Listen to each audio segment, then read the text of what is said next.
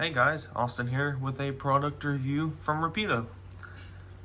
Today is the review of the ALCO M420A unit and the B unit. I'm going to go ahead and start off with a little history on this locomotive. The M420 was equipped with the ALCO V12-251C3 prime mover, producing 2,000 horsepower. MLW constructed 103 M420s between May 1973 and February 1977 for 4 railways, including Canadian National, British Columbia Rail, Ferrocarriles de Estado, and Providence and Worcester. With the BCR, they also included 8 B units. The British Columbia Railway, originally called Pacific Great Eastern Railway until 1972, was Canada's third largest railroad. In the fall of 1973, the newly named BCR purchased their 16-unit M420 fleet, which was delivered in the two-tone green with their new flower logo. They were also equipped with extra rock lights on the nose to help crews spot any debris that fell onto the tracks in the mountainous terrain that they traveled through. In 1970, the BCR started using mid-train helpers to fight their grueling grades. To control these helpers, they purchased several second-hand remote control cars made from old B units. By 1975, the BCR was so enamored with the remote control B unit concept that they ordered 8 brand new units from MLW in the form of the M420B. Each one had a radio remote control equipment installed from the factory and were meant for mid-train use. They could be found in a more conventional B unit role at the head end. Basically, these things are pretty sweet. I've been wanting to get my hands on these for a long time. I've been waiting a long time for the B units. I think 2 years. And so let's just hop right in for the details, and we'll go ahead and start on the head end. So at the bottom, you'll have this separately applied plow, and then it's not really a KD coupler, but it's their coupler, and then rubber MU cables. They're not them stiff plastic ones, and then a Cutler cut lever. And then on either side of the anti-climber, you'll have some ditch lights. But then on the front of the nose, you'll have extra rock lights. And then your offset headlight. You'll have a molded in safety chain with plastic, these are metal handrails. So it was still a molded in safety chain. And then your platform to go from one locomotive to the other, actually functions. And then you'll have the separately applied windshield wipers, and then your Canadian brass bell, along with the M3 horn. These do come with a second door to add, or not to add, but to swap out, to have it open. But be sure when you package this locomotive for any reason to put the door back, because if you have the open door installed, it will break. I didn't find that out personally. I just read the operating manual. And then on top, you'll have a single Sinclair antenna. And then on the side, you'll have your non-functioning cab windows. They do not open. And you have your brass sunshade. And down here you got a nice detailed truck along with the speed recorder and sanding lines. And as we make our way down the side of the locomotive, you'll have nice molded in door detail. And only one issue is none of these grills are see-through. That doesn't really bother me, but for the price, you kind of figure they would. Then you'll have your full fuel tank detail, your red fueling cap, emergency shut-off, then your metal handrails along the side, and then you'll have your separately applied rings, and then your exhaust stack. Then you'll have some more truck detail along this conductor side, along with BC Rail's logo. And on the rear, you'll have the separately mounted plow, another KD, I'm going to call it a KD coupler because it looks just like it.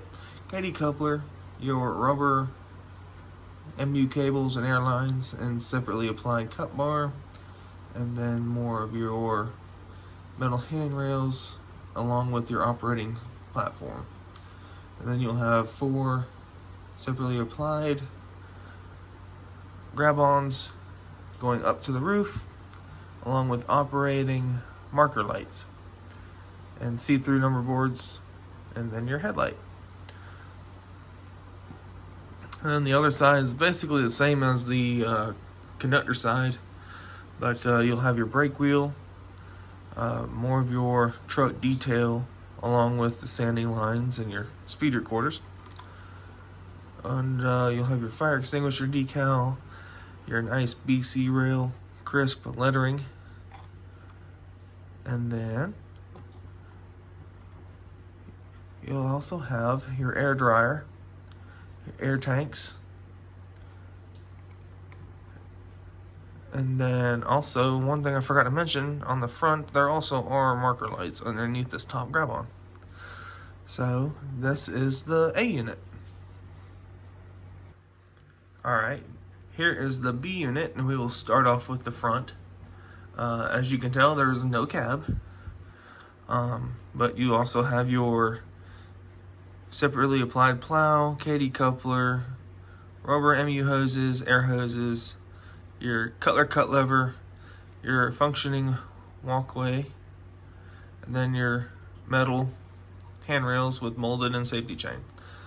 Then you also have 4 separately applied grab-ons going to the top of the locomotive with headlight, marker lights, and on the side you'll have Canadian brass bell with a single tone, I guess you would call it like a blat horn or something like comparable to an F unit. And then you'll have your Sinclair antenna along with your radio control antennas. Everything is basically the same as the A unit, it's just this one is cabless, but I'll give you a nice walk around of the locomotive because these B units are just so nice. Now the only issue I've had with this B unit is the headlights do not function. I've tried doing a factory reset, everything. I'm just going to have to open it up and see if they're connected and whatnot. But over here on the quote-unquote engineer side, you do have a see-through window with a door, a separately applied door to go in if needed. But let's go ahead and move on to the functions. Alright, we will go through the functions. I'll start off with the headlight and rock lights. And then you'll get the bell.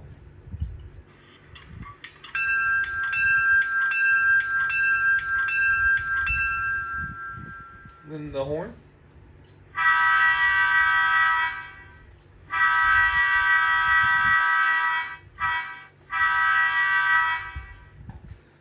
And then we will go to the B unit. And once again, the headlights do not work. But I'll give you the functions. The bell.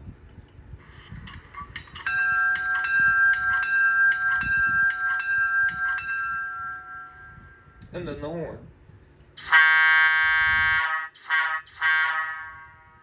So let's go ahead and start up the A unit so you can get a good sound of the motor.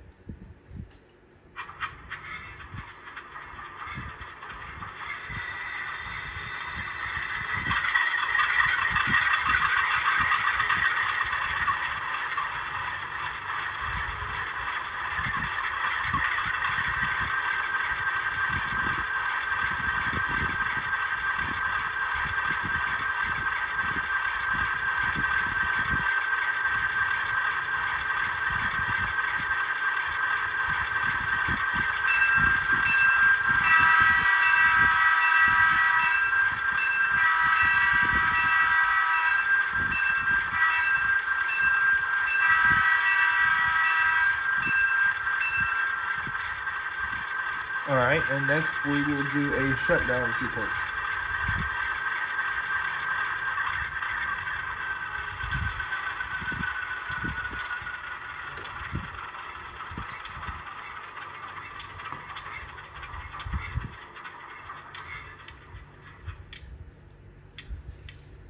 And lastly, we will do a run by of both the A and B units.